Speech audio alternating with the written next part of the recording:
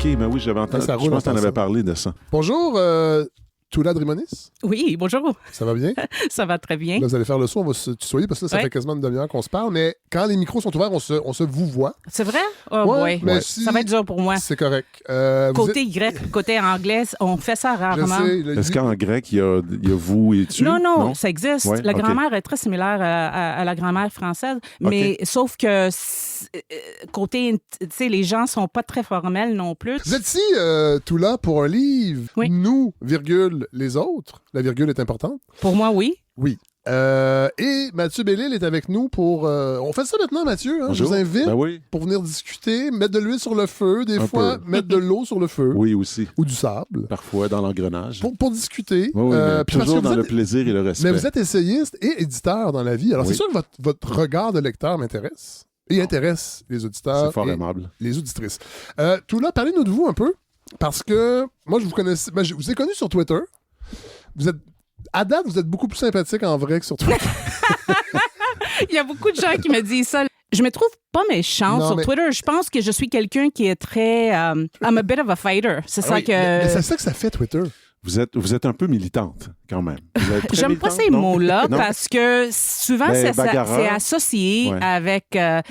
ça est devenu vraiment comme un mot négatif souvent, ouais. puis je l'aime pas. OK. Mais Twitter, ça fait ça. Moi aussi, je me rends compte, ma présence Oui. sur Twitter, Ouais. c'est pas ce que je suis dans la vie. On dirait que ça nous donne envie. C'est peut-être depuis qu'Elon Musk a racheté Non, on Twitter. peut pas blâmer Musk. J'aimerais vraiment Oui, on- blâmer oui, on- Musk oui, on pour peut. beaucoup de choses, mais c'est trop facile. Mais vous avez raison. Finalement, c'est... Moi aussi, ça arrive que je dis « Ah non, il faut que j'arrête. Ouais. Je quitte. » Parce que souvent, je reçois de commentaires qui sont vraiment méchants. Ah, ouais, qui sont ouais, ouais. vraiment... Ouais. Les gens sont mines. Oui. On rassure C'est pas les gens, toujours là, bon, c'est pas un livre sur Twitter. Nous, les autres. C'est une réflexion sur votre parcours Oui. de filles d'immigrants et une réflexion sur l'immigration, sur la différence, sur le rapport à la langue. Vraiment, c'est un livre que j'ai beaucoup aimé. Merci. C'est pour ça que vous êtes ici. Mais j'avais des appréhensions un C'est petit correct. peu parce que j'avais pas tant d'appréhension, mais j'ai beaucoup aimé, entre autres, puis je pense que c'est extrêmement important aujourd'hui. Notre relation à l'immigration fait partie beaucoup de la conversation. Et dans les médias, moi, je trouve qu'elle est souvent pas très bien faite. Puis je trouve important, votre livre, de lire quelqu'un qui l'a vécu, ce parcours-là. Parce que si on n'a pas vécu l'immigration, j'ai reçu Rosa Pires ici, il y a 3 ans, à la saison 2 ou 3, avec son livre Ne sommes-nous pas toutes québécoises? ouais. Et Qui est un très bon livre que je Effectivement. cite. Oui, plusieurs fois. Ouais. Mais le déclic pour vous? Pour moi, Ouais. le décès de mon père, j'ai perdu mon père, ça fait un décennie à peu près que je l'ai perdu, puis j'étais, c'est très simple, j'étais en deuil, je pensais à lui, à son trajet, puis son trajet est vraiment un trajet très typique de cette première génération d'immigrants grecs qui ont venu ici, puis je parle de cette génération spécifique parce que la communauté grecque était ici pendant beaucoup plus longtemps. Ouais. Il est arrivé en quelle année? 63. Ah oui, quand même, OK. 63, puis ensuite, il est revenu, puis il est retourné avec ma Parce mère. qu'il y a eu il est reparti, il est revenu. Oui, mais Parce juste que vous-même, vous dites que vous avez vécu un peu. Oui, moi, j'habitais... Grèce. Oui, c'est ça. Comme famille, nous autres, on est partis ensemble parce que ma mère est tombée malade. Puis je pense qu'il y a... Pas pour parler longtemps sur ce sujet-là, mais quand j'étais comme 9 ans, 10 ans, ma mère est tombée malade. Vraiment gravement malade. Puis jusqu'à mes 10 ans, mes parents travaillaient comme vraiment beaucoup. Quand je me rappelle de ma jeunesse, de mon enfance, tout ce que je rappelle, c'est mes parents toujours travaillant, toujours fatigués. Puis, anyway, ma mère a tombé malade gravement. Puis je pense que mon père, il a eu comme un... comment je peux dire ça? Comme un réflexe. Oui, un peu comme de réaliser qu'il y a d'autres choses en vie. Puis les deux ont pris la décision de retourner en Grèce. Proche de la famille. Proche de la famille pour que ma mère ne peut pas travailler pendant quelques années. Moi, j'étais 10 ans, j'avais pas vraiment un veto là-dessus. Puis même si je n'étais pas prête pour ça, c'était vraiment un choc culturel. D'abord, pour moi, c'était nécessaire d'écrire ce livre-là parce que je sais que je connais cette choc culturel de plusieurs façons. Parce que quand j'étais en Grèce à 10 ans, moi aussi, j'étais comme tous les gens autour de moi disaient « Ah, la petite Canadienne. » Ah ouais. Puis j'étais Oui, comme c'est ça. « Hey, Ils ne arrête! » pas vous voir comme une Non, grecque. pas du tout. Puis ça a pris du temps, puis beaucoup d'efforts pour moi aussi. Ouais. Puis même si je parlais grec, c'était vraiment un grec De Montréal. minime de Montréal, oui. Oui, le Greeklish un peu. Ça, comme j'ai, c'est un des chapitres que j'ai adoré. C'est mais pas de mes affaires. je voulais écrire tout ça parce que je voulais, comme je disais avant, c'est un sujet très lourd, un peu sérieux, mais à la même temps, j'ai quand même un sens d'humour, puis je voulais trouver une façon de parler de ce sujet que je trouve que sont nécessaires, mais à la même temps, comme de parler de choses personnelles, de parler de l'actualité, de parler de choses qui peut être drôles aussi, de l'immigration. Est-ce que l'écriture de ce livre-là aussi... Parce que donc, en lisant le livre, je me demandais, est-ce qu'on finit par avoir une dette quand on est fille ou fils d'immigrants par rapport au parcours de ses parents, ce qu'ils ont tenté de nous offrir? Est-ce que... Ça dépend des parents, moi, je trouve, parce qu'il y a des parents... Je le dis pas de façon négative. Non, je comprends. Dire... Puis moi, je réponds honnêtement. Je pense qu'il y a des parents qui veulent vraiment que leurs enfants oublient complètement que ce sont les immigrants, que ce sont les parents qui insistent que leurs enfants ont le nom... plus anglicisés ou francisés, qui sont pas comme Arjodoula ou d'autres noms. Ça dépend vraiment de chaque personne. Puis comme je dis très clairement dans mon livre, tu sais, les immigrants sont pas un monolithe. Non. Exactement comme les gens qui sont ici. Chaque personne en ses rêves, ses propres... il y a une diversité au sein même exactement. Mais oui, à la même temps, c'est sûr que cette première génération travaille tellement fort, ont vraiment le défi, puis des obstacles, puis c'est sûr que la deuxième génération, qui ont la vie un peu plus facile, sont plus éduqués, comme dans mon exemple, c'est sûr que je me sens, pas une obligation, mais... impulsion, la motivation de vraiment faire mieux, de se rendre fier, d'être à la hauteur. Oui, un peu. Est-ce que c'est votre père? Oui, c'est mon père. Donc, c'est... Sur la couverture. C'était un restaurant. Mais oui, dans la restauration, comme beaucoup de donc, commerces. il arrive en 63 avec 50$ en poche. En poche, pas plus que ça. La Grèce, dans les années 60. Oui, c'est ça, je me posais la question. Très pauvre. Quel genre En plus, mes parents viennent de sud de la Grèce, Laconia, Sparta, qui était vraiment encore plus pauvre. Régime autoritaire, je crois, encore, dans les années 60? Pas encore. C'est après. Je pense que quand mon père est venu, était encore la démocratie. Le Houda était un peu après. Et quand ils arrivent ici, est-ce qu'ils ont déjà... Son frère était ici. Voilà, OK. C'est à cause de la réunification familiale. Vous en parlez d'ailleurs dans votre livre, comment c'est important. Oui, c'est important. Oui, c'est important. Puis on a les mêmes débats encore aujourd'hui. Je viens juste de la semaine passée, je passais presque toute ma semaine de rencontrer puis de parler avec les gens qui sont en train de... sont les Québécois puis les Québécoises qui attendent après les années pour être réunifiés. Avec leur famille, oui, c'est ça, j'ai bien dit ça. Avec leur partenaire, leur famille, les enfants. Quand vous dites partenaire, vous voulez dire même un mari, une épouse peut être parce que les délais sont vraiment ridicules ici. Ils sont 3 fois plus longs ici. Au Québec que le reste du Canada. Parce que c'est parce que notre gouvernement maintenant met le quota annuel, c'est trop bas. C'est vraiment... Donc, quand vous dites le gouvernement, c'est de la CAQ. C'est pas au fédéral. Non, je parle de notre gouvernement provincial, Parce que le gouvernement du Québec accuse le gouvernement fédéral d'être Sauf que, dans cette situation-là, c'est vraiment un problème qui est créé concernant la résidence permanente. Tout est complexe. Et pas si tout à fait. On va en parler tantôt, Mathieu. Vous avez raison. Oui. Il n'y a pas juste des bons et des méchants. Non. Je dis pas que le fédéral fait tout correct, mais sur ces sujets, puis ça, c'est pas moi qui l'ai dit, sont les avocats qui les disent, puis sont les gens impliqués, sont les Québécois puis les Québécoises qui sont vraiment fâchés maintenant contre le gouvernement, qui travaillent pas pour... accélérer les choses. C'est ça, merci. Le discours officiel autour de l'immigration, moi, me dérange présentement. Il est déshumanisant et d'à peu près tous les partis. Mais moi, je vais revenir à votre livre, tout là, parce que vous brossez un tableau, je m'attendais pas à ça dans le livre, de plusieurs histoires de racisme au Canada, depuis longtemps. Vous parlez des Irlandais, à la fin du 19e siècle, qui étaient carrément des citoyens de troisième zone. C'est un peu la langue et la religion qui les a aidés. Ce qui les a aidés aussi, c'est l'arrivée d'une cohorte encore plus défavorisée, les Chinois. Différente, ouais. Qu'est-ce qu'il en reste aujourd'hui de ça?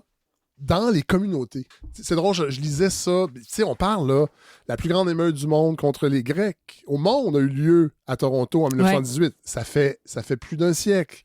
Puis je pense que les gens ne seront pas au courant, pas du tout. Même les Grecs, même les plus jeunes, parce que j'avais écrit un texte pour le Maclean's à ce temps-là pour souligner le centenaire de cet événement-là. Puis il y a des gens qui m'ont écrit de Australie ou de partout pour me dire, moi, je connaissais rien de ce sujet-là.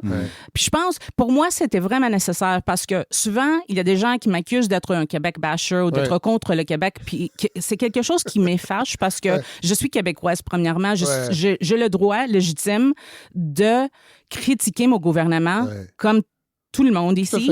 Puis c'est pas parce que mon nom est allophone ou parce que j'ai écrit dans les médias anglophones que j'ai pas le... La Gazette.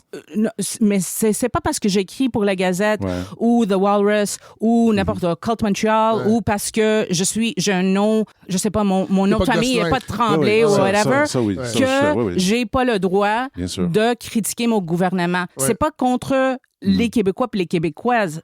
Sont les personnes qui sont en pouvoir qui prennent cette décision-là ou utilisent ce langage qui est dangereux.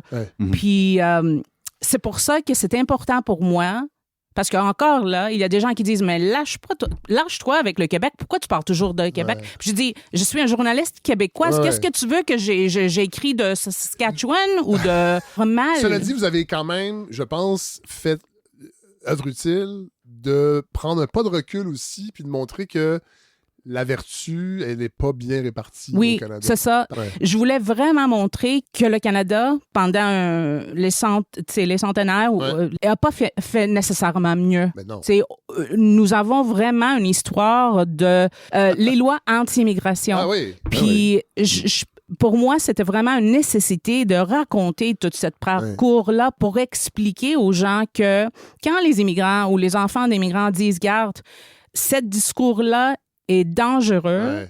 Je voulais montrer avec les exemples vraiment historiques que c'est la vérité. Tout à fait. Puis de faire attention, comme tu viens de dire, comment on parle de l'immigration. Cela dit, il y a des passages vraiment intéressants sur l'immigrant exemplaire. Puis ça vous achale, puis on s'en rend pas compte. En fait, vous réclamez que les immigrants aient des vies ennuyantes. Oui. Et médiocre, comme tout le monde. Je dis pas que c'est ça le but, mais je voulais comme flipper un peu le scénario, puis juste pour montrer que c'est pas nécessaire pour les immigrants, parce que souvent c'est le syndrome qui me tue. Les immigrants sont pas obligés d'avoir des parcours Laferrière. On donne toujours, les gens qui ont fait... C'est les bons immigrants. Oui, c'est ça.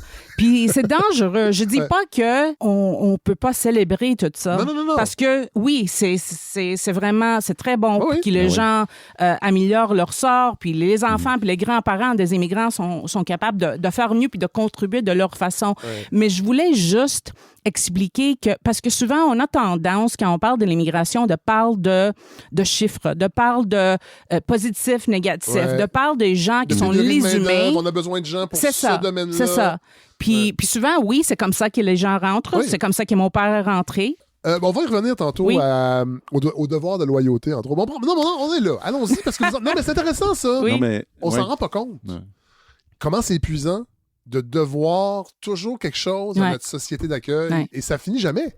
Non. Puis oublie pas que quand j'ai écrit ce livre-là, beaucoup de choses puis beaucoup de thèmes sont un peu comme une réponse à les réactions que je reçois. Toujours. Je voulais expliquer pourquoi ces microagressions ou cette nécessité toujours de faire la preuve de loyauté vers ta province ou ton pays ou whatever peut être vraiment nuisant puis lourde. Lourde, vraiment. Mais moi, je me permets d'ajouter sur la question de la loyauté que ce que je trouvais très intéressant dans cette partie de votre livre, c'est que aussi vous montrez que l'immigrant ou l'enfant d'immigrant, dans votre cas, c'est deuxième génération, vit ce qu'on pourrait appeler un conflit de loyauté. Parce qu'il y a la nécessité de s'intégrer, de participer à la société dans laquelle on grandit. Il y a la culture des parents. Et il y a un passage qui m'a frappé quand vous dites que parfois, on a toujours peur dans la communauté de l'image qu'on va donner à l'extérieur. Sûrement. Qu'est-ce que les gens vont penser si tu fais ceci ou cela, ou s'il y a une mauvaise nouvelle, parce que vous donniez l'exemple de ça, je sais pas, il arrive un meurtre à Laval qui implique quelqu'un, un nobody, là, peu importe. Ouais. Mais si c'est un meurtre qui implique un immigrant, là, tout à coup, ça prend une autre dimension. Oui, tout à fait. Le devoir de représentation exemplaire. Et surtout que ça doit être fatigant. Et il n'y a pas si longtemps, il était alimenté par des chroniqueurs. Oui. Où on demandait, moi je me rappelle, on ne nommera pas, mettons que son nom commence par Ri et finit par Tino. Mais pendant la loi 21... Ricardo Florentino. Ricardo Martinet, qui demandait à la communauté musulmane de justifier Adil Sharkawi. Mais on peut pas faire ça. Comme ils sont tous responsables de... C'est ça. Puis comme je dis dans mon livre, quand il y a comme les Hells Angels, mass murders ou quelque chose qui sont presque toujours faites par les hommes blancs, désolé. Francophone. Au Québec? Microagression. Au Québec? Non, mais je parlais même pas de Québec. Je parlais en général. Les plupart sont toujours faites par les hommes blancs, les mass murders. Je vois personne dire est-ce qu'il y a quelqu'un qui est venu te demander de te pardonner ou parce que tu représentes tous les hommes blancs? Non. C'est pour ça que c'est ça, je donne tous ces exemples juste que c'est comme un fait naître un autre monde. Je voulais vraiment expliquer d'une façon très simple les choses que probablement les gens qui n'ont pas vécu, qui n'ont pas une expérience personnelle de l'immigration ou d'être une minorité religieuse, une minorité culturelle, sont les choses qui sont très connues dans toutes les minorités puis tous les immigrants. Au Québec, on est un peu de minorité culturelle au Canada. Oui, parfois. Certainement. Parfois. Pas même à l'échelle nord-américaine. Mais c'est ça qui est drôle, puis c'est à la même temps, c'est frustrant, mais fascinant pour moi comme journaliste, écrivaine, comme allophone, qui est un peu, je me sens toujours un peu comme un no man's land. Je suis comme un peu... Je suis partout, mais... Et nulle part. Nulle part, vraiment. Puis je suis toujours quelqu'un qui est en train de... observer. Puis je trouve ça fascinant. Mais c'est une position intéressante que vous avez. Oui. Même si c'est un no man's land, mais... Oui, je le dis pas... c'est pas nécessairement négatif pour moi. J'adore ma position. Je trouve que c'est vraiment intéressant. De temps en temps, c'est frustrant. Il y a des attaques de partout. Ben oui. Oui, c'est vrai. C'est partout. J'écris quelque chose, il y a des anglophones qui vont dire pourquoi tu dis ça? Tu connais rien de la communauté anglophone. On dit des anglophones. Il existe encore, mais sont anglophones. Mais sont moins vraiment. Cette communauté est vraiment changée. Je trouve ça triste que nous sommes vraiment encore. Mais vous avez un bon exemple, c'est l'affaire Michael Rousseau. Oui, il y a ça, mais aussi j'allais dire. De qui? Michael mon Dieu, je parle de. Oui, mais vous dites, on l'a oublié dans les médias francophones. Les Anglos aussi étaient fâchés. Mais oui. D'entendre ce gars-là se péter les bretelles, qu'on pouvait vivre seulement en anglais à Montréal. Que c'est une oui, il y a des gens qui comprennent pas ça, mais parce que c'est une minorité linguistique. Oui. Que tout de suite, quand l'actualité a sorti, les gens ont dit « Oh non, maintenant, on va blâmer. » Les gens vont blâmer tous les Anglos.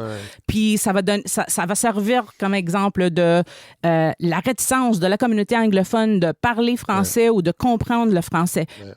C'est ça que je trouve le plus frustrant. OK, vas-y. Non, mais je veux juste dire à propos de la... Non, c'est parce que je regarde de temps à autre la Gazette. Oui. Et tu sais, les derniers textes, des gens comme Clifford Lincoln, mais moi, je l'adore, ces messieurs-là. Oui, mais je veux bien, mais c'est parce qu'on est en 1984. Là, on est encore... eux, ils sont dans la chicane. Ils sont dans la vieille bataille.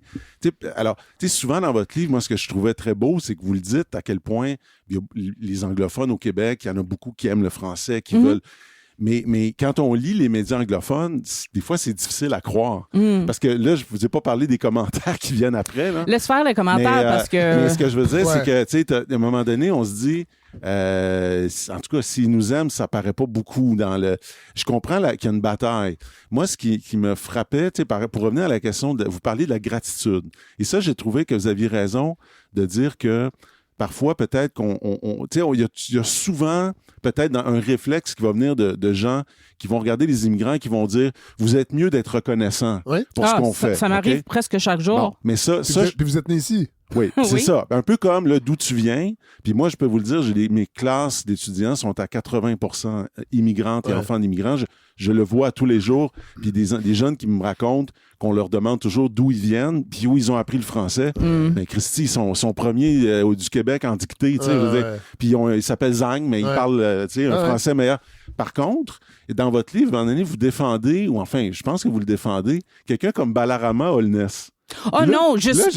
Là, je me dis... Parce que là, je non, me dis... attends. Non, mais pardonnez-moi, je veux juste finir mon idée. C'est que là, OK, on veut pas nécessairement la gratitude, mais dans ce cas-là, c'est plus de l'ingratitude. C'est-à-dire, on se dit, peu importe le lieu où il va se trouver sur Terre, si tu t'attaques aussi directement aux intérêts et aux règles, est-ce qu'on considère dans une société comme un peu sacrée, un peu fondateur, ben c'est sûr que tu ne seras pas accueilli. Alors, l'altérisation, je conçois, vous citez un article qui montrait bien comment on pouvait altériser Balarama, par exemple. C'est un exemple, mais il m'a frappé. Ouais. Mais il s'altérise un peu lui-même aussi. Là. Oui, non, je suis d'accord avec vous.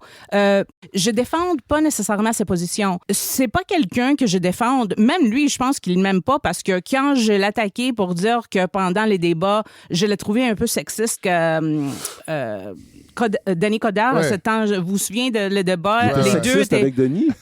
Sexiste, oui. Ah, mais contre Valérie. Contre Plante. Valérie Plante. Pas avec Denis. Non, pas avec Denis. J'ai pas aimé le débat. J'ai pas aimé le ton. Qu'est-ce que je voulais faire dans mon livre? C'est que je lui donnais comme exemple parce que les gens qui étaient pas d'accord, parce qu'il y avait un chronique de Mathieu Bocoté à ce temps-là, que je cite, qui était en train de parler de lui comme un enfant ingrate, quelqu'un qui a... j'ai aimé pas... Tu peux être... Ouais, c'est un peu ingrat, quand même. Un peu, quand même. Garde, je ne dis pas que Mathieu Bocoté avait raison sur toute la ligne, mais... Je connais beaucoup de francophones qui sont d'accord avec un Montréal bilingue. Ouais. C'est ça. Est-ce qu'ils sont ingrats? Est-ce que ces gens-là, Ils font pas campagne. Je comprends. Mais qu'est-ce que je veux dire? Ça n'a pas trop levé, son affaire. Non. Tu peux être pas d'accord, tu peux être en désaccord avec quelqu'un, mais de vraiment comme mettre l'accent sur la nécessité de la gratitude m'énerve. Puis en plus, à ce temps-là, j'étais encore plus fâchée parce que il y avait beaucoup de gens sur les réseaux sociaux qui faisaient des jokes avec son nom. Ouais. Les gens qui disaient « Dollarama, fais ça ». Puis ça m'énerve parce que...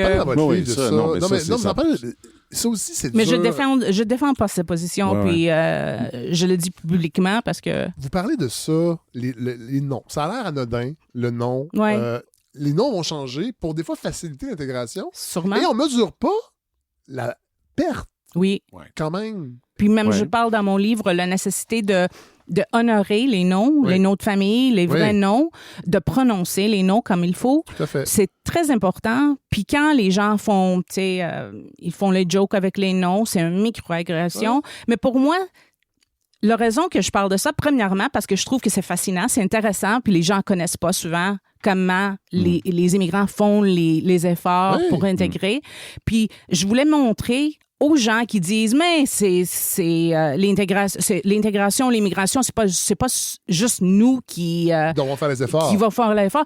Souvent, la majorité, la société d'accueil comprend pas comment les immigrants font les efforts pour s'intégrer bien, parce que souvent c'est it's invisible. C'est ça, c'est immatériel. Oui. On ne peut pas le voir. Oui. Vous racontez bien dans votre enfance. Donc, vos parents travaillent 16 heures, 18 heures par jour dans des restaurants. Ouais. Vous allez les rejoindre. Vous avez quel âge, là? Vous marchez... Je sais pas, 9 ans, je sais pas. C'est comme un hommage aux enfants de la génération qui sont très autonomes. Oui, je pense à ça maintenant. Puis je dis, mon Dieu, comment ça se fait que je suis encore ici? Puis je me rappelle des choses. J'étais comme 7 ans, 8 ans, marcher toute seule, croiser les autoroutes parce qu'à cette époque-là, mes parents avaient les restaurants près au stade olympique. Ah ouais? Sur Sherbrooke? Sherbrooke, sur Sherbrooke. D'abord, j'ai traversé Sherbrooke, j'étais comme 8 ans. Ouais. Mais j'étais comme vraiment quelqu'un très... Puis ça arrive souvent avec la première, tu sais, le premier enfant. Ouais. J'étais vraiment quelqu'un qui était très responsable, très... j'adorais Mais l'école. c'est très mature. Très mature, c'est ça que le mot que je cherchais. Oui, très mature. Puis c'est drôle parce qu'encore là, j'ai vécu un choc culturel parce qu'à 10 ans, on a déménagé en Grèce. Ouais. Ma vie était complètement différente parce que je venais d'une enfance où j'étais comme très indépendante. Ouais. Puis finalement, on a déménagé dans une petite ville, je viens de Montréal. Ouais. Tout le monde puis se mes connaissait, parents travaillaient toujours. Moi, j'étais toute seule. Finalement, une petite ville où tout le monde te connaît. Les gens sont vraiment comme, mon Dieu, c'était une réalité complètement différente pour moi. Combien de temps vous êtes resté là-bas? Jusqu'à 21. Non, c'est un grand parti de mon... très formateur. En fait, toute mon école secondaire, toute mon école... c'est l'équivalent de cégep. Oui. Ici, et l'identité grecque, en Grèce, avez-vous senti qu'il y avait déjà un fossé? Oui, c'est incroyable. Là aussi, je me sens comme... Je sais pas où je peux me situer parce que j'adore la communauté grecque ici. Même si je fais pas trop de choses avec la communauté, c'est pas ma réalité. Puis ça arrive souvent avec beaucoup de communautés culturelles. Les gens qui sont ici, la première génération, deuxième génération, veulent vraiment garder le lien, la culture, la religion, la langue. Il devient souvent très traditionnel. Parce que mes parents étaient vraiment les gens avec pas beaucoup d'éducation, pas beaucoup de moyens, qui ont très, très travaillant. Chaque décision que je prends, chaque perspective, mon perspective est toujours colorée, comme affectée par mon enfance, cette réalité où je viens. Il y a beaucoup, cette réalité-là ressemble à beaucoup aussi de familles québécoises quand même. Mais oui, certainement. Pas d'éducation, côté modeste. Ça a été longtemps très agricole. C'est au Québec, on appelle ça les... plus de points en commun qu'on pense. Oui, on appelle ça moi je sais que nous avons beaucoup de commun. Pardon, je m'excuse. J'allais dire, on parle un peu de... Tu sais, le Québec, on dit souvent qu'il y a une sorte d'héritage de la pauvreté. C'est-à-dire que ça fait pas très longtemps que les Québécois eux-mêmes ont accédé à une vie, à plus d'éducation. Ouais. Il y a encore beaucoup de Québécois, disons de souche, je ne sais pas comment le dire, mais qui sont les premiers à aller à l'université. Ouais. Et donc, oui, ça résonne. Et ça résonne beaucoup. Et je pense que ça fait même, j'oserais même dire qu'il y a une partie de ça qui explique la grande sympathie que les Québécois ont pour les nouveaux arrivants. Parce qu'on parle beaucoup des discours politiques, parfois négatifs, mais c'est vrai que globalement, et vous-même vous le rappelez dans votre livre, globalement, ça se passe quand même bien. Oui, tout à fait. Des fois, c'est pas ça dont on parle. Cela dit... mais là, je sais qu'on va arriver au discours politique.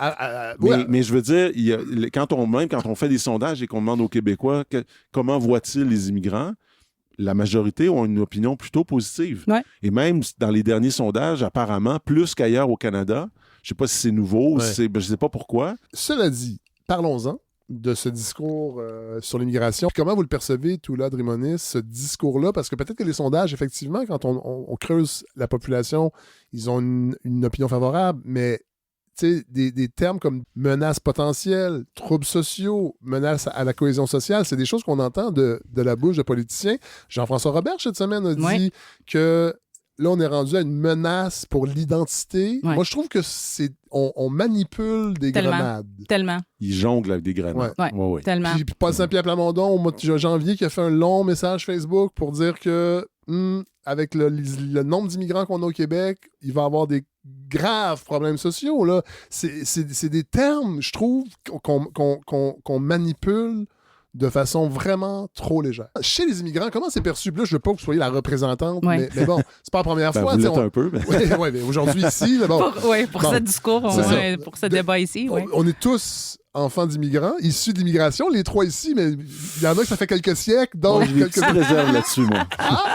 Vous considérez pas qu'on est issus d'immigration? C'est parce que si on applique cette... Je sais que ça fait sympathique à dire, là, nous sommes tous des immigrants, mais c'est parce que si c'est le cas, Toula n'a pas besoin d'écrire son livre. On connaît déjà la réalité immigrante. Je veux dire... Oui, mais c'est parce qu'on l'a peut-être oublié. Ça fait 400 ans. Alors, on n'est plus immigrant dans ce cas-là. Oui, mais dans les faits, Mathieu. Non, mais à ce compte-là, je veux dire, l'humanité entière est immigrante. C'est vrai. Les Premières Nations aussi sont arrivées du détroit de Bering. Ben oui, ça fait 11 000 ans. Oui. Non, mais tu sais, je veux dire, vous comprenez? Je pense que là, je comprends l'idée. On est tous, quelque part, des descendants ou immigrants. Mais là, je trouvais que cette phrase-là me convainquait moins. OK. Mais comme je dis dans mon sinon, livre... pourquoi écrire un livre là-dessus?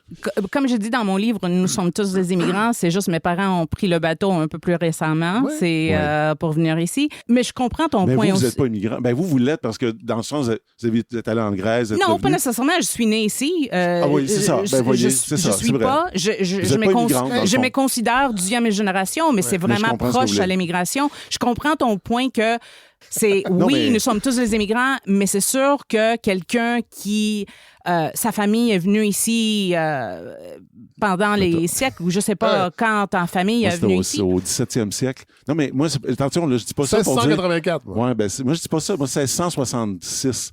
Mais moi, c'est pas pour dire ça me donne le droit du sol et du sang. C'est pas ça que je veux dire. C'est juste, je pense que pour moi, le mot, quand j'ai vu la phrase, j'ai dit c'est sympathique, je comprends ce qu'elle veut dire, mais en même temps, si on veut vraiment comprendre ce que c'est la réalité immigrante, moi, je suis désolé, je la comprends pas. Je veux dire, dans le sens, je la comprends, mais je l'ai pas vécue. Mes parents non plus. Puis mais t'as raison, mais c'est pour ça que j'ai écrit le livre, pour rappeler aux gens que nous sommes tous les immigrants, puis de rappeler aux gens que ce discours-là, qu'est-ce qui arrive aujourd'hui avec le gouvernement? Moi, je trouve que ce discours politique qui marginalise les minorités ou les immigrants ou les demandeurs d'asile, tous les autres. C'est pour ça que le livre est We the Others, puis Nous les autres. Tous les autres. C'est vraiment dangereux pour moi. Je trouve... J'ai écrit le livre un peu comme un avertissement, comme un peu comme... Faites attention comment vous faites ce débat-là. Parce que il y a des impacts. It's lose-lose. C'est perdant-perdant pour tout le monde. Parce que c'est pas juste que ça crée comme... Si on traite les immigrants, premièrement, comme tu as dit, comme une menace, comme on parle de noyade démographique presque chaque jour. Je comprends les inquiétudes culturelles et linguistiques. C'est des gros chiffres. Parce que, mettons, quand on regarde des graphiques, là, puis c'est pas des graphiques que je trouve dans des boîtes de céréales, là, c'est des graphiques qui ont l'air sérieux. Les chiffres sont quand même, je dis, la montée, elle est quand même marquée. Donc, c'est un défi. Mettons, on peut le prendre dans un sens de le mot défi comme menace, mais on peut juste dire que c'est un défi, même logistique. Donc, ce qui concerne les demandeurs d'asile, je pense que le mot défi, c'est correct. Ouais. Est-ce que le croissant... Oui, il y a eu une augmentation, mais c'est pas si pire que les gens disent souvent. Je pense que c'est exagéré pour les fins politiques. Ouais. Puis, quand j'écris mon livre, tu sais, le premier livre, je parle de l'immigration, c'est quelque chose que j'ai eu comme une expérience personnelle, une connaissance personnelle. Pour le deuxième livre, je suis pas un expert sur les demandeurs d'asile. J'ai pas une expérience personnelle. J'ai pris vraiment le temps de parler avec les experts de migration, les personnes qui sont là dans l'université. Leur métier, c'est vraiment leur champ d'expertise. C'est ça, le champ d'expertise, c'est vraiment la migration, la crise de migration, les demandeurs d'asile, comment ça fonctionne le système. Puis pour mieux expliquer aux gens, je peux pas comme résumer tout mon livre, mais je peux dire que de qu'est-ce que j'ai sorti de tous ces entrevues avec une meilleure connaissance de qu'est-ce qui passe sur le terrain.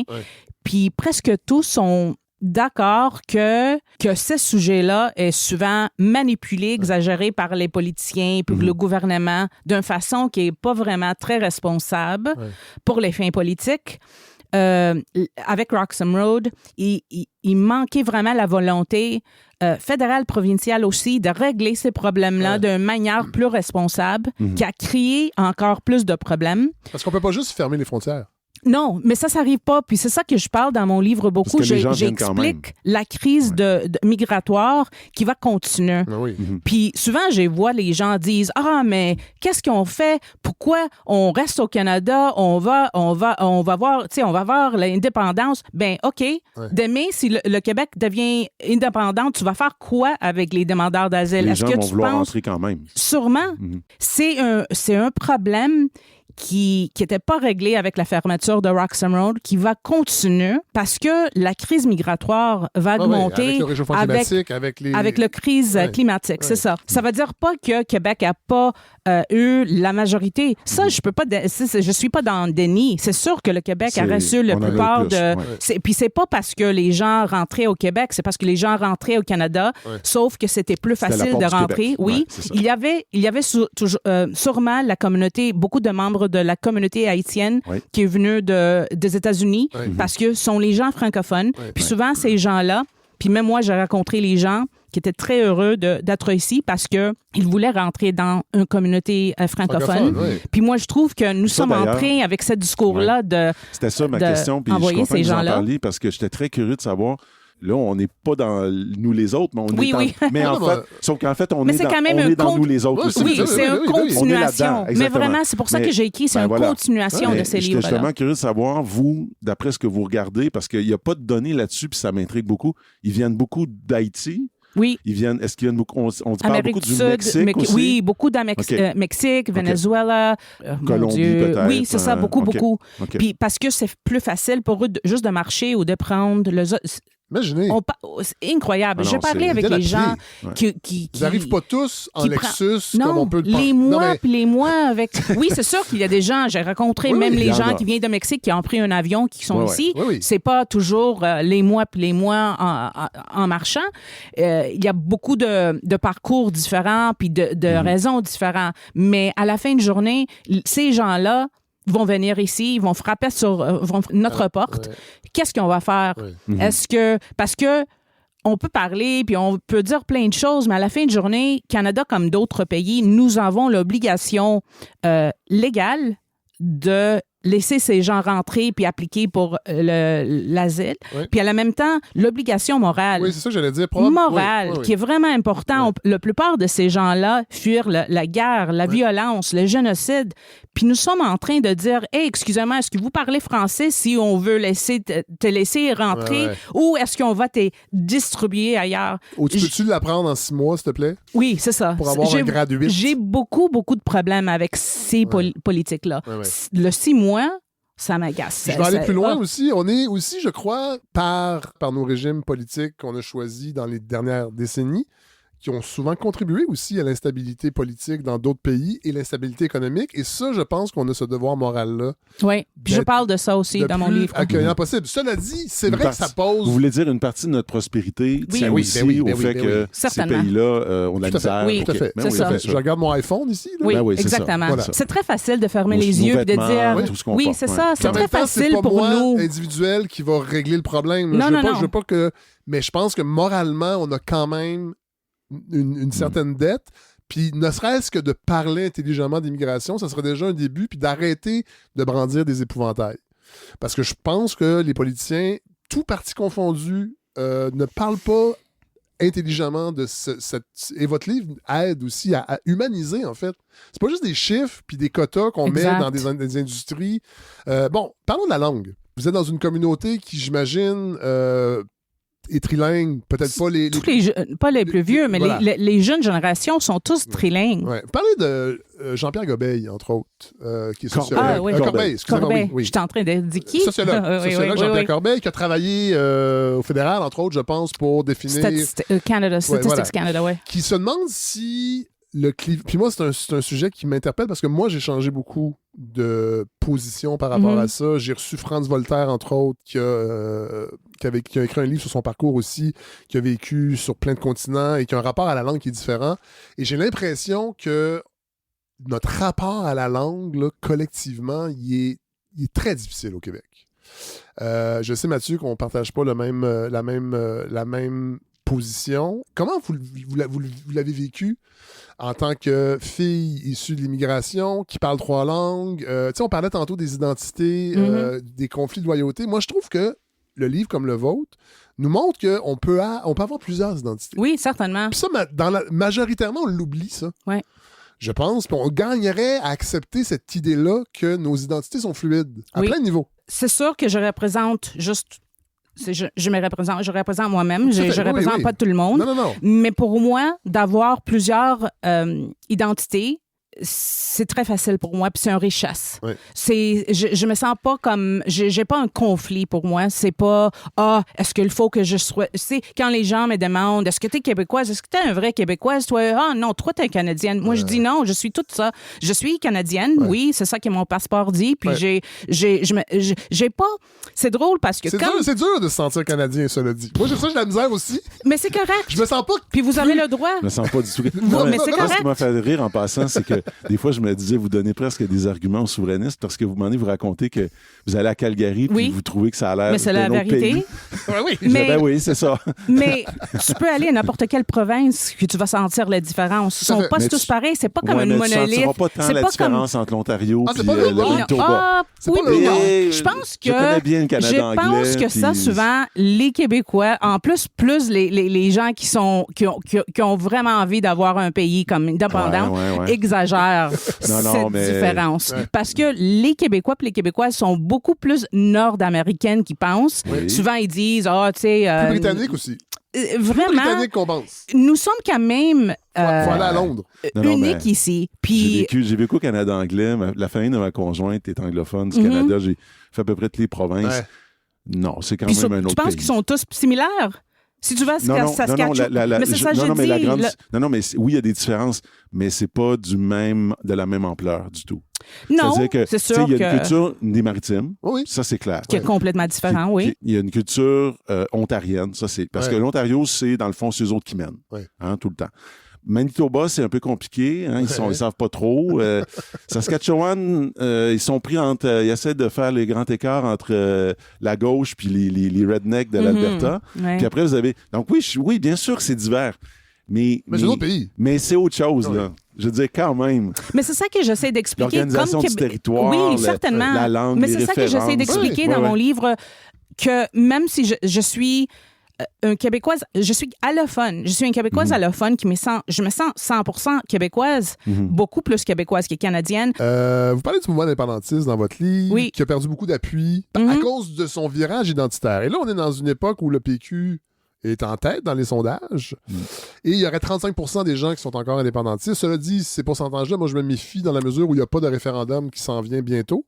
Puis on peut compter sur le PQ, si on se fie à son histoire, pour se mettre lui-même certains bâtons dans les roues et aussi peut-être découvrir des vertus à diriger une province.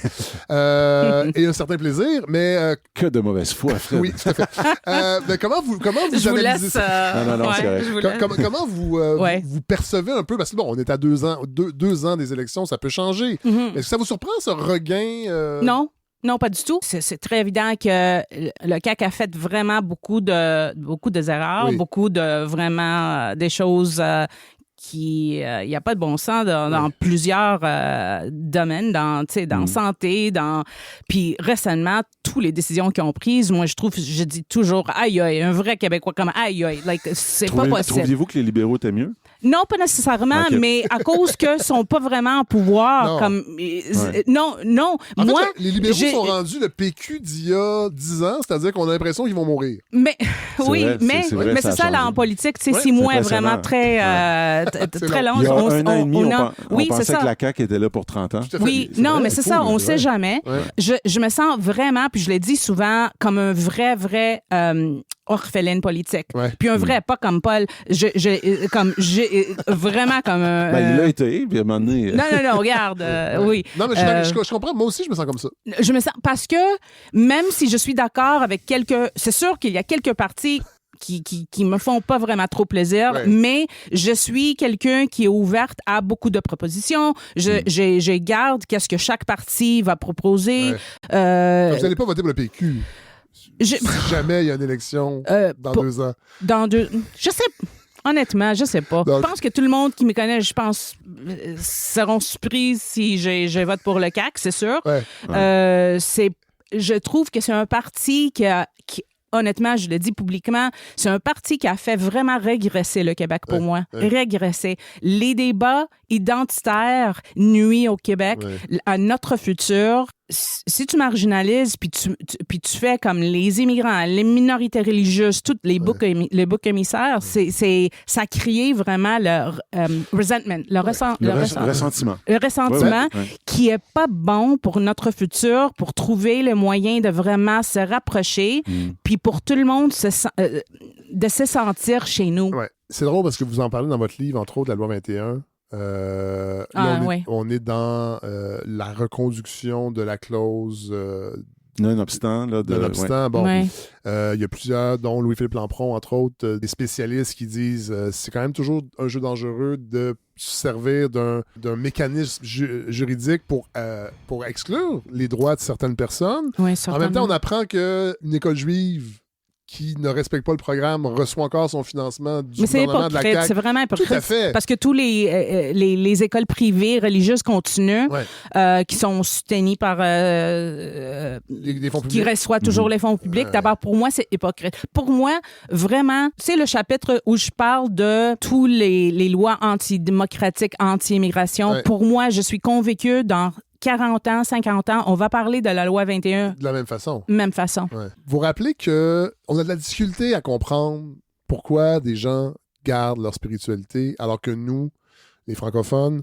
les années 60, la désacralisation de plein de choses, que dans le fond, l'anti-religion est rendue la religion de la majorité francophone. Puis ça aussi, j'avoue que j'ai bougé à ce niveau-là. Je n'étais pas le plus grand défenseur de la loi 21, mais j'avais de la difficulté à comprendre pourquoi le religieux est si important pour des gens qui sont venus d'ailleurs. Et vous rappelez que c'est une réalité puis que c'est pas grave. Parce que ça appartient à leur culture, ça appartient à leur identité. C'est pas nécessaire de comprendre tout pour laisser les gens vivre. C'est pas les femmes voilées que je défends finalement. Je défends les gens qui ont le droit légitime de vivre leur vie parce que ces lois-là présument qu'il y a quelque chose de mauvais, qu'une femme... Quelque chose de dangereux. Dangereux. Pour la collectivité. Oui, puis ça, c'est dangereux parce que si je te vois que tu n'es pas d'accord avec moi, mais laisse-moi finir ma phrase. Bien sûr. Je fais juste grimacer un peu. Mais quand même, j'observe. Je fais des exercices. Si vous aviez un voile, mais j'observe. Si vous aviez un voile, on ne l'aurait pas vu. Non, mais je vais expliquer ma position, vous allez voir, c'est pas... Allez-y tout là. Non, mais c'est pas le voile. Si quelqu'un me demandait est-ce que tu vas porter le voile, je dis non, jamais. Mais ça va dire rien. Mais j'ai beaucoup d'amis qui portent le voile puis après qu'ils ont pris la décision libéralement. C'est pas parce que la famille ou la culture, sont les gens, les adultes, qui ont dit, pour moi, c'est important. Non, mais moi, je dirais ceci. D'abord, c'est que je pense que si on veut faire ce genre de loi, OK, il faut être d'une cohérence absolue. Oui. Pour moi, par exemple, quand la loi est sortie, pour moi, il y a un endroit qui me paraissait problématique, c'était le rôle des enseignantes. Parce que si, par exemple, vous allez à l'école aujourd'hui, à Montréal en particulier, vous allez avoir des femmes voilées qui sont dans les services de garde. Vous allez avoir des femmes voilées qui conduisent des autobus. Vous allez avoir des femmes voilées qui font le ménage. Mais vous ne pouvez pas avoir une femme voilée qui enseigne à des enfants. Là, je trouvais qu'il y avait une incohérence parce que de façon visible, il y a une discrimination. Maintenant, si, par exemple, pour le port des métiers qui sont des métiers où il y a la possibilité de l'exercice d'une force et d'une coercition et que ce sont des métiers à uniforme, le mot le dit, uniforme, je ne trouve pas ça si choquant qu'on dise, par exemple, qu'un policier ne devrait pas porter de signes religieux ou qu'un juge ne devrait pas porter de signes religieux parce qu'à ce moment-là, ce qu'il se trouve à faire, et c'est une conception républicaine, c'est pas une conception automatiquement intolérante, c'est une conception qui dit, au fond, dans certains exercices, quand il y a l'exercice de la force légitime, à ce moment-là, l'individu est dans la fonction que lui donne l'État. Et l'État dit... Tu peux, toi, arrêter quelqu'un, le menotter. On veut pas que dans ton apparence, quelque chose puisse exprimer un parti pris. Ceci dit, je suis pas naïf. Je sais bien qu'on peut avoir aucun signe religieux, puis être un salaud, puis un raciste. Vous comprenez? Mais alors, pour moi, c'est pas une loi qui est entièrement non plus à condamner. C'est une loi qui se comprend, mais dans une logique qui n'est pas celle de la tradition anglo-saxonne. Ça, c'est sûr. Oui. Dans la tradition anglo-saxonne, qui est la tradition, je la connais bien parce que c'est le protestantisme, c'est l'éclatement déjà il y a 5 siècles. Oui. Les protestants se sont habitués à gérer la diversité parce qu'ils n'étaient pas d'accord, puis ils se sont entretués pendant un siècle et demi. Puis il y en a plein qui sont partis aux États-Unis fonder le pays pour ça. Dans la vision plus républicaine, il y a un peu de ça au Québec, ben quand même, le Code civil. Mais Mathieu, je veux dire, on vient de le dire, ce gouvernement-là, avec l'inventeur de la charte, finance des écoles juives qui ne respectent même pas le programme pédagogique. Non, mais je défendrai pas ça. Non, je sais. Mais ce que je dis, c'est ce qu'on se rend compte à l'usage, c'est que c'est les musulmanes qui nous énervent avec cette loi-là. Parce que c'est pas toutes les religions. C'est vraiment une loi simpliste, moi, je trouve, qui fait plaisir aux gens. Non, mais c'est pas une bonne loi, nécessairement. Mais la réflexion a le droit d'avoir lieu par rapport... j'espère. Tout à fait. La réflexion, oui. Mais les lois, je trouve que le CAQ, souvent, prend les décisions qui sont très... fait plaisir, à sa base. Mais c'est tout croche. Tellement croche. Ça, c'est sûr. Tellement croche. J'ai l'impression qu'on mesure pas l'impact que ça a. Non, c'est ça. Puis c'est pour ça que j'essaie d'expliquer. Pour ceux qui vivent ça. Oui, exactement. Parce qu'il y a des gens qui me disent souvent, puis c'est sûr, c'est ça la réponse. Ah, mais non, c'est rien. Tu demandes quoi? Juste d'enlever ta voile pendant les heures de travail. Mais si moi, je demandais à quelqu'un qui est francophone, mais toi, tu n'as pas le droit de parler français pendant les heures de travail. Je sais que c'est pas équivalent, mais je dis quelque chose. Les profs adorent ça. Mais pas quand ça, mais tu es payé pour ça. Mais qu'est-ce que je voulais dire? J'essaie de trouver quelque chose qui est équivalent qui est vraiment quelque chose qui appartient à ton identité comme francophone. On aurait de la misère à répondre tout là à cette question-là. Ouais. Et en même temps, on dit que les immigrants menacent nos valeurs. Notre valeur puis notre culture. On aurait de la misère à dire qu'est-ce qu'on aurait de la misère à laisser de côté de 8 à 5 pour répondre à une loi, mettons, qui nous viserait. Ça montre quand Mais c'est pour ça que j'ai pris la langue, parce que pour moi, je trouve que ça appartient vraiment c'est quelque chose qui est très précieux pour l'identité francophone ici du Québec. Je sais pas si c'est difficile pour moi de m'exprimer sur ce sujet qui est vraiment complexe avec ma troisième langue, mais je fais mon mieux. En passant, vous faites vraiment bien ça. Merci. J'ai beaucoup de respect pour vous. Merci. Évidemment, je vais faire un doublage tout le long. Là, Merci beaucoup. Non, mais permettez-moi juste de revenir brièvement sur ce que je dis. Ça aide ma confiance beaucoup. Merci. Ce que je voulais défendre, c'est pas la loi 21. Non, je comprends, Mathieu. C'est l'idée que penser une forme de laïcité pour des positions de force, des positions qui expriment la légitimité de la force exercée par l'État, c'est pas non plus... Le Québec n'a pas inventé ça. Non, mais c'est pas ça. Mais Mathieu, le problème, c'est que la laïcité existe déjà. Ça fait longtemps qu'il existe la laïcité ici. Non, mais quand vous allez en Angleterre et vous voulez être juge, là, vous êtes obligé de porter une perruque ridicule. Ouais. Comprenez? Mais je veux dire, c'est ridicule. Vous avez raison, mais sauf que cette loi-là... Non, c'est ça. C'est pas ça qu'ils ont fait. Je sais. Et ça a des sauf conséquences. Que la perruque en Angleterre marginalise personne. C'est ça la différence. Ouais. Oui, ils sont tous ridicules avec les perruques, mais oui, sûr. Mathieu, le problème avec ces lois-là, ça marginalise les gens. Ouais. Le message qu'envoient les lois comme ça dit qu'il y a quelque chose de dangereux à ton comportement, à ta religion. Regarde, je connais pas mal les femmes musulmanes qui portent le voile. Elles sont tous les femmes intelligentes. Bien sûr, vraiment, comme les gens... J'ai fait les entrevues avec les femmes, les enseignantes que nous, la province a perdu parce que les gens ont parti. Nous avons besoin des enseignants. Puis on a chassé ces gens-là à l'autre bout de Canada parce que c'est tout à fait normal que si quelqu'un te dise « Non, je t'aime pas comme tu es. Il faut que tu changes. Il faut... » Puis c'est ça le message qui souvent est envoyé par ces demandes. La langue que tu parles chez toi, c'est pas français. Nous avons un problème. Même si tu es quelqu'un... C'est tout à fait normal que moi, je vais parler grec chez moi avec ma mère. Mais ça, c'est revenu... Moi, ça m'étonne qu'on le remarque pas plus. Dans les années 90, là, puis le début des années 2000, je me rappelle pas de politiciens ou de commentateurs qui remettaient en question la langue parlée à la maison. On parlait de la langue commune. Oui. On demandait aux immigrants... Mais les démographes en parlaient. Ça a toujours été dans la... Mais c'était pas un problème. Là, c'est redevenu un problème et j'ai l'impression que ça va nous mener dans quelques années à plus de natalité. En France, on parle de réarmement démographique. Je peux vous dire que ça s'en vient ici. Oui, c'est dangereux, ces messages-là. Parce qu'on parle pas assez français à la maison. Oui. Ça m'étonne qu'on remette encore en cause la langue parlée des gens à la maison. J'ai remarqué la même chose, puis c'est pour ça que je parle d'une régression. Oui. C'est très réactionnaire ce qui arrive ici au Québec maintenant. Nous sommes en train vraiment de changer comme société. La loi 101 a fait son travail. Les générations, 2e, 3e génération des immigrants, tous parlent français maintenant.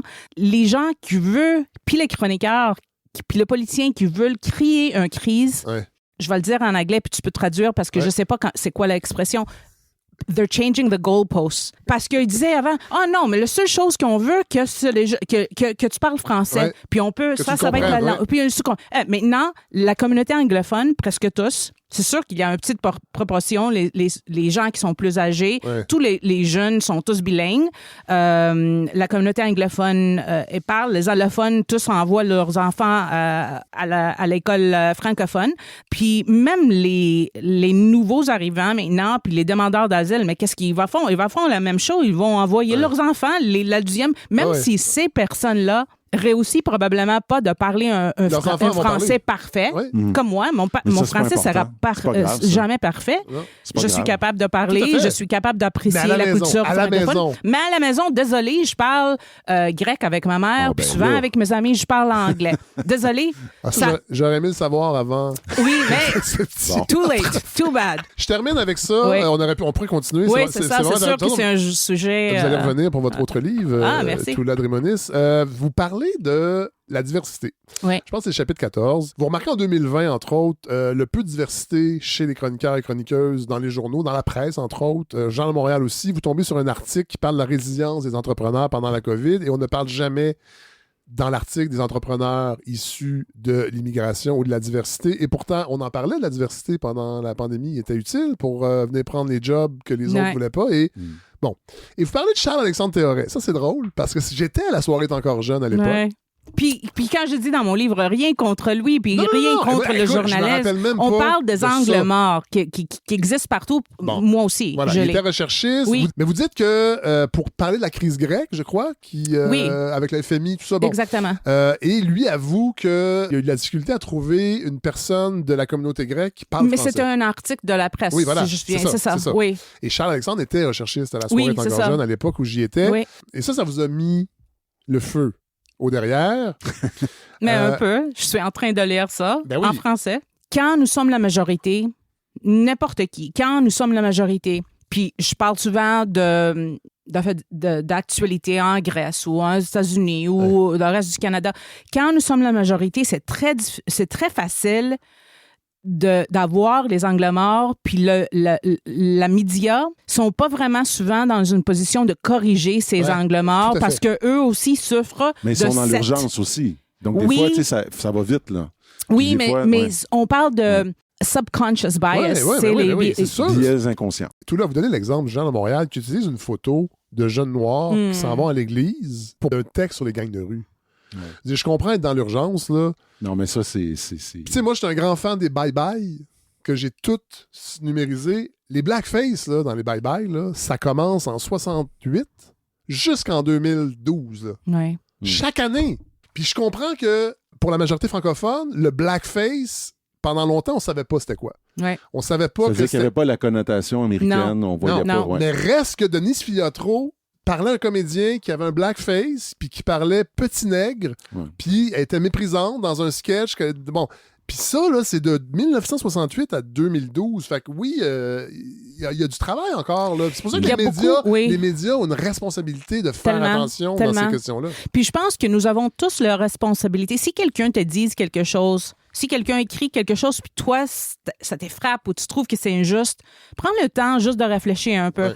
Parce que puis je vois ici au Québec, ça arrive souvent. Nous avons, à cause de toutes ces insécurités linguistiques et culturelles, nous avons souvent la réticence la majorité a souvent la réticence de dire « Ah non, les gens sont en train de nous blâmer, de faire Québec bashing, puis de vraiment prendre le temps de dire « Attends, ça se peut que ces personnes-là a vraiment un point légitime ici. Puis ça nous empêche vraiment de...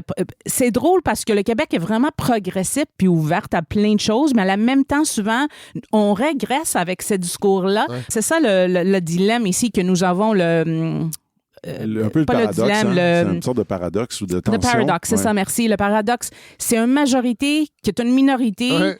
Les anglophones ici sont une minorité qui est Appuyée vraiment sur une une majorité. majorité. Tout le monde est en mode réactionnaire, puis on prend pas le temps vraiment de s'approcher puis de dire, hey, nous avons vraiment le point en commun, Ouais. beaucoup. On le fait aujourd'hui. Puis sont les politiciens qui profitent souvent de ce discours-là. C'est vrai. Moi, ce qui m'a frappé, je vais juste le dire, mais vous-même, comme fille d'immigrants et tout ça, vous êtes un peu prise, c'est-à-dire qu'il y a des moments où je pense vous avez été la chouchou.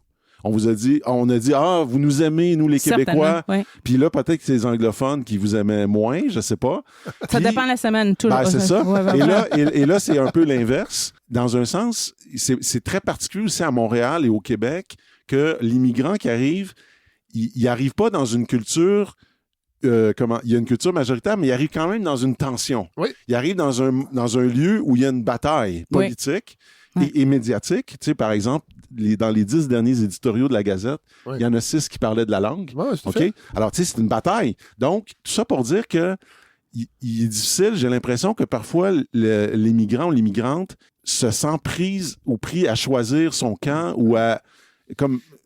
c'est compliqué comme dynamique. Est-ce qu'on vous fait des reproches des deux côtés? Comme je dis, ça dépend de la semaine, ça dépend du sujet. Ouais. Mais récemment, parce que je suis pas vraiment d'accord avec ce gouvernement-là, puis les politiques concernant la loi 21, concernant 96, même C'est vrai, 96, on n'a pas parlé. je suis tout à fait d'accord avec la nécessité de protéger le français. Je comprends les réalités de français ici, au Canada, puis dans l'Amérique du Nord. Je comprends l'anglonormativité. Ouais. Je sais que tout ça, ça existe. C'est pas l'imagination de francophones. Mais à la même temps... J'attendais le mais. Non, mais ça va arriver parce que la langue va très bien à la même temps. C'est une langue qui, oui, est fragile, mais est en bonne santé. Je vais la résumer très facilement.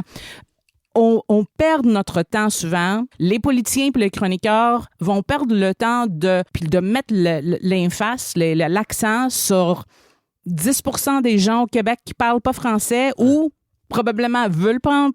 Ça se peut qu'il y ait une petite minorité qui disent « I don't care ». Genre bisurfé. Whatever. Oui, c'est ça. Au lieu de célébrer les 90% de gens qui parlent français, se sont fiers de parler français, envoient leurs enfants, même les gens qui sont pas obligés. Je connais pas mal de gens, des anglophones, puis des allophones qui ont les droits. Beaucoup de familles italiennes envoient leurs enfants à l'école française. Les gens, les immigrants sont pas stupides non plus. Non. S'ils veulent que leurs enfants restent ici, s'ils veulent que leurs enfants ont un meilleur avenir, qui sont bien intégrés, il n'y a pas un migrant qui va partir de son pays pour recommencer sa vie sans rien, sans ressources, sans rien, sans apprendre la langue, puis de pas mettre l'effort d'apprendre la langue, puis de se rassurer que ses enfants vont réussir bien. Mais des fois, quand je vous lisais, je me disais, c'est comme si vous reconnaissiez parfaitement la réalité, vous la comprenez parfaitement. Mais je la minimise un peu. Non, pas ça. Ah. Mais c'est comme si dès qu'il est question d'agir politiquement, c'est là que ça vous dérange. Mais ça dépend Oui, mais je vais vous donner un exemple. décisions. Oui, non, je comprends. Puis, par exemple, on pourrait parler du financement des universités anglophones, c'est que c'est mal ficelé, tout ça. Mais est-ce qu'il n'y a pas un déséquilibre, par exemple, à Montréal, entre les universités anglophones et francophones sur le plan de leur puissance et de leur rayonnement? Est-ce que c'est normal, par exemple, que sur l'île de Montréal, il y a une majorité d'étudiants qui diplôment au collégial en anglais sur l'île? T'sais, autrement dit, est-ce qu'on peut, sans tomber dans les scénarios catastrophes ou les discours de peur, parce qu'il y en a, puis vous donnez les exemples de l'OQLF, là, l'Office de la langue française, le Pastagate, c'est ridicule, vraiment ridicule. Mais est-ce que, politiquement, pour vous, on peut agir? Parce que, dans un sens, des fois, je vous lisais et je me disais, est-ce que tout là, ben là, c'est de la politique fiction, hein? Moi, je suis né en 1976, donc, mais est-ce que tout là aurait été d'accord avec la loi 101 en 1977 ou est-ce qu'elle aurait eu un peu le même discours? Parce que quand je vous lis dans le texte, vous dites, normalement, une culture devrait être assez forte pour se défendre toute seule. Donc, ça veut dire qu'on ne devrait pas le protéger? Non, c'est pas ça que je dis. Puis je pense que je l'ai dit. Vous auriez été d'accord? Je l'ai dit dans beaucoup de mes chroniques. Je suis d'accord. Je suis pas quelqu'un qui est pas d'accord avec la loi 101. Je comprends la nécessité parce que... Si on dit on va la renforcer... Ça dépend quoi. Parce que pour moi, la loi 96, il y a des choses qui sont purement politiques. Sont pas vraies. Ils font rien. Ouais. Si tu es en train de punir les gens qui n'ont pas appris le français encore, comme les nouveaux arrivants, les demandeurs d'asile, désolé, ça, pour moi, c'est pas la protection du français. Ça, c'est juste de punir les gens. Quand la loi est sortie, j'ai écrit puis j'ai dit, il y a des choses dans la loi 96 que je suis d'accord avec. Me dérange pas d'investir plus d'argent. Le problème avec ce gouvernement-là, c'est que ils veulent pas vraiment investir l'argent. Si on veut que la francisation marche bien, on a besoin d'investir, de mettre l'argent. Mais de punir les gens avec les lois punitives, les lois qui sont c'est toujours petits. un peu... Oui, mais je comprends, sauf que pour moi, c'est toujours un peu punitif parce que, par exemple, quand vous parlez de la loi 101, dans votre livre, vous dites ça violait les droits. Tu sais, donc, c'est-à-dire... Mais c'est vrai. Ça a fait de la chicane. Mais c'est vrai. Puis ça a fait... Oui, je sais. Mais ce que je veux dire, c'est que... Pas juste pour les anglophones, pour les francophones aussi. Bien sûr. Mais les francophones n'ont pas le droit d'envoyer leurs enfants à l'école anglophone. L'anglais, ça s'apprend... Attendez, ils ont le droit au privé. Ça s'apprend dans la... Non, mais... Ça, c'est une autre discussion. On peut prendre une heure pour parler de l'hypocrisie de faire ces lois-là qui sont tellement faciles de circumvent. Sauf que moi, je reviens juste à l'idée que les écoles je privées. comprends que c'est pas des sujets faciles, puis qu'on peut déraper, mais dès qu'on veut agir dans ce genre de dossier-là, forcément, ça crée de la chicane. Oui. Forcément, ça crée du désaccord. Mathieu... Après, il faut avoir le doigté et l'intelligence de faire les choses. Mais je veux dire, ça va toujours. Tu sais, si on veut qu'il n'y ait jamais de chicane, ben, on fait rien, puis on laisse juste tout le monde faire... Tu sais, comme, je veux dire, à un moment donné, Mathieu, la politique fait ça aussi. Sauf que quand on touche à la langue... Là, je défends pas la CAQ, là. Non. J'essaie juste d'expliquer que c'est... Moi, je vous avoue que j'ai changé mon fusil d'épaule par rapport à la langue, entre autres. Ouais. Parce que je trouve ça zéro sexy de surlégiférer sur des sujets comme la langue. Puis je suis pas contre la loi 101. Mais là... Moi non plus. C'est pas sexy. Y a-t-il une loi qui est sexy? Ben, il y a des lois. Ben non. C'est pas sexy, les lois. Là. Non, mais je dis, c'est pas attirant pour les autres. Fait que finalement, on est dans une espèce de loop. C'est-à-dire qu'on fait des lois pour dire à des gens qui sont pas comme nous, parce que c'est un peu ça. Ouais. Parce que en fait, ça induit... C'est pour répondre à quoi, Fred? Mathieu? C'est parce qu'il y a des lois... Pourquoi c'est ça comme ça? C'est qu'on fait des lois pour essayer de contrer d'autres lois, qui sont les lois du marché. Oui. C'est juste ça, dans le fond. Mais il y a une crispation identitaire présentement qui doit... Il peut en avoir une. Mais non, pas nous sommes déjà... Il y en a une. Puis le PQ est en train de revivre grâce à ça, en partie. Oui. Non, mais vous n'êtes peut-être pas d'accord, mais c'est ça la réalité. Quand PSP parle d'immigration, une allocution sur 3, c'est parce que c'est payant politiquement. Parce qu'il y a des chroniqueurs, ça fait 10 ans, 15 ans que des chroniqueurs, on va pas les renommer, j'en parle souvent, qui préparent le terrain. Mais moi, je trouve que c'est pas attirant pour des gens qui ne sont pas dans cette grande majorité quand on leur dit... Sauf que c'est structurant. Tu sais, quand, par exemple, on a fait la loi 101... Oui, la loi... Je ne remets pas en question la loi 101, mais c'est pas le même contexte, Mathieu, en 77 puis aujourd'hui. C'est pas le même contexte. Si, mettons, on dit, exemple, on étend la loi 101 au cégep, on fait juste renforcer quelque chose qui est en place. Mais est-ce que c'est sexy? C'était pas plus sexy en 77? Les stats disent maintenant que 94 des Québécois et Québécoises, je sais que tu peux dire, ça se peut que c'est exagéré. Même si on dise que 94 des gens peuvent avoir une conversation, c'est débrouillé. Tu sais, ça se peut que c'est pas parfait, mais sont les gens qui sont capables de parler français. Ça, c'est beaucoup. Puis ça augmenté beaucoup si on se compare les années 60 où les anglophones parlaient pas français. Les allophones, la plupart étaient dirigés. Même les gens qui voulaient aller à l'école francophone. On les voulait pas. voulaient pas. Souvent, Puis maintenant, sûr. les gens sont quand même stigmatisés parce que je vois les messages des gens qui disent « Ah, mais toi, t'as pris la décision d'aller à l'école anglophone parce que tu voulais plus de pouvoir que les gens. » Puis je vois les personnes...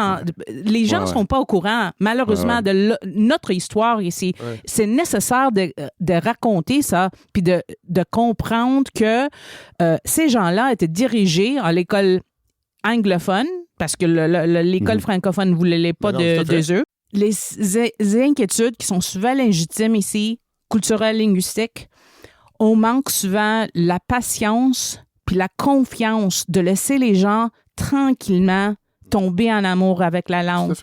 On prend pas ça comme un défi positif de dire « Hey, comment on va arranger ça? Comment on va trouver la façon de... » expliquer aux gens que c'est nécessaire de parler français, puis en plus que ça, ça va ouvrir un monde entier pour toi, puis tu sais, moi, je l'ai appris moi-même. C'est pas parce que quelqu'un a dit... On passe à l'anglais, d'ailleurs. On essaie même pas... Mais c'est ça un peu...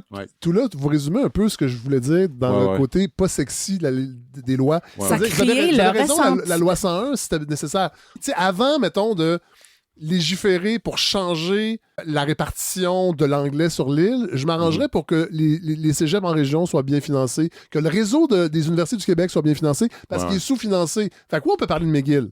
On peut mettre des règlements pour nuire à McGill. Puis tu sais, moi, je suis pas en pamoison devant McGill, mais si on revoit pas le financement, parce que c'est François Legault, entre autres, alors ministre de l'Éducation, parce que lui, il avait une logique économique de capitaliste extrême, puis dans le fond, l'université, c'est un marché. Tu sais, il y a ça aussi. Je pense que ça va commencer avec Couillard, mais oui, vous avez raison. Mais il y a cette couche-là. Moi, c'est pour ça que je me dis, avant de légiférer, on peut-tu s'arranger pour que les gens qui ont envie, la plupart qui ont une bonne volonté, je pense, quand ils viennent ici, certainement, qui vont s'insérer dans une culture confiante en elle un peu, parce que je pense qu'une culture qui n'a pas confiance, elle n'est pas attirante. C'est la même chose avec la loi 21. Il y a des gens, dans une génération, deux, les plus jeunes vont dire, ben, j'ai pas besoin de la religion. Mais si tu fais ces débats-là sur leur dos, ça devient... Ils vont le prendre. Ils vont devenir plus religieux. It's like I say in my book, it's going to be the hill I die on. Si quelqu'un me dit, mais toi, ta culture grecque, je veux rien savoir, tu peux pas parler grec. Vous allez devenir plus... I'm going to be dancing Zorba on the street. Vraiment, c'est... Même Zorba. Si c'est même pas quelque chose la rue du lutte va faire dur. Le jardin de Panos. Jardin de Panos. Christina's. Que de souvenirs. Laval. Que de beaux souvenirs. Mais tout là, puis on va terminer avec ça. Parce que c'est une belle discussion, hein? Mais vous rappelez que Lucien Bouchard et Paul Saint-Pierre Plamondon et Jacques Parizeau ont étudié à Londres, entre autres. Donc, c'est au niveau... c'était pas au cégep, là? Ouais. Mais je dis, c'est pour ça que c'est ironique. Mais on peut encore étudier à Londres. Oui, c'est ça que vous aimeriez, en fait. Et non pas dans c'est sûr qu'il y a des gens qui disent « Ah non, tu sais, la bilinguisme individuelle, à rien savoir. » Puis c'est ça, puis c'est toujours la réponse. Mais en même temps, c'est ça que tu disais avant. Les gens ne comprennent pas. C'est facile de parler de loi ou de parler de ça ou la nécessité de garder la langue, mais les termes que nous utilisons pour faire ces débats-là, les gens ne comprennent pas comment ça nuit... Non. Au sentiment d'appartenance, comment ça fait ces gens-là, les nouveaux arrivants, se sentir pas bienvenus. Vous parlez beaucoup dans votre livre d'altérisation. Oui, othering. C'est vraiment quelque chose. Othering, oui, c'est ça. Altérisation, oui. C'est vraiment important parce que souvent, ça se fait d'une façon stratégique par beaucoup de politiciens puis ça se fait souvent des fois aussi de manière un peu naïve inconscient. et Oui. Mais c'est pour ça que je dis dans mon livre aussi, quelqu'un me demande d'où tu viens. Me dérange pas, I don't care. Mais c'est si ça. tu te le fais demander 10 fois par jour, à un moment donné, ça devient lourd. C'est ça. Puis la réalité, on peut parler de l'immigration, on peut parler de quotas ou de tout. La réalité, c'est que le taux de natalité est bas. Nous sommes une société vieillissante. Nous avons besoin de l'immigration. On peut parler, on peut jaser de nombre de comment on va faire, puis tout ça. Mais la réalité, on peut pas perdre notre temps de débattre la nécessité de l'immigration. C'est une solution pour beaucoup de choses. C'est une nécessité pour nous parce que les anglophones puis les francophones, les pourcentages commencent à baisser, puis c'est le nombre d'allophones qui parce que l'anglais à la maison aussi est en baisse. Alors, on lit, nous, les autres, traduction de Mélissa Véro. Il faut quand même le dire parce que la traduction, est excellente. C'est un art. Oui, Ouais. tout à fait. Puis je peux dire... Vous avez travaillé avec elle aussi. Là. On a travaillé ensemble. Je veux vraiment souligner son travail parce qu'elle a vraiment appris le temps de poser des questions, de comprendre les nuances. C'était vraiment une collaboration géniale. Ouais. J'ai beaucoup aimé travailler avec elle. Puis elle avait vraiment aussi une sensibilité pour ces sujets-là parce qu'elle aussi, son chum, son mari est immigrant. Ah non, ils sont partout. Désolé. On est en train de se faire remplacer. Oui, un remplacement démographique, désolé, ça arrive. Renaud Camus sort de ce corps. Noyade démographique, moi, je fais du réarmement démographique. Oui. Là. Il y a mon petit 2 ans et demi qui vient d'arriver. Fait qu'on va arrêter ça parce qu'il va descendre, ils vont vouloir venir nous voir à Miville. Hey, Mathieu, merci, c'était le fun. Oui, merci. C'est une belle formule on quand a du vous êtes plaisir. là. On discute, non, mais on discute. Oui, puis c'est bien du choc des idées. Oui. On fait ça. J'aime ça. Mais c'est pas nécessaire d'être toujours d'accord. J'ai écrit pour le livre de... au début, d'ailleurs. Oui, je pense que c'est nécessaire juste d'être ouverte. Tu sais, l'ouverture d'esprit est nécessaire. J'ai écrit le préface pour la traduction en anglais de livre de Akos Verbosi qui a écrit québécoise. La loi, l'enfant de la loi santé. Oui, il y a cette phrase célèbre où il dit « La Hongrie, c'est pas une raison pour me faire chier. » Oui. Puis je suis pas... C'est sûr que je suis pas... toujours d'accord avec lui, mais j'ai écrit la préface avec plaisir parce que il y a beaucoup de choses que j'ai aimées de ce livre-là. Ouais. C'est pas nécessaire d'être toujours d'accord avec tout. Non. C'est juste être heureusement. C'est ça, faire une société. Oui, puis c'est ça la diversité d'opinions puis de toutes sortes de choses. C'est juste une ouverture d'esprit et de cœur qui est nécessaire. OK, là, je pèse sur stop. Vous arrêtez pas de parler. Okay. Bye.